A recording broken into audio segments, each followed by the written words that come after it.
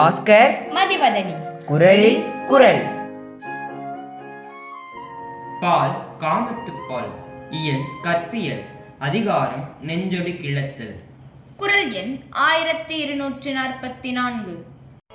கண்ணும் கொளச்சேரி நெஞ்சே இவை என்னை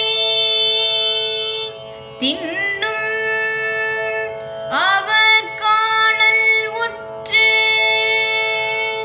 கண்ணும் கொளச்சேரி நெஞ்சே இவை என்னை தின்னும் அவர் காணல் உற்று. கண்ணும் கொளச்சேரி நெஞ்சே இவை என்னை தின்னும் அவர் காணல் உற்று. என் நெஞ்சே, நீ என் காதலரை காணச் செல்வாயானால் இக்கண்களையும் உடன் கொண்டு செல்.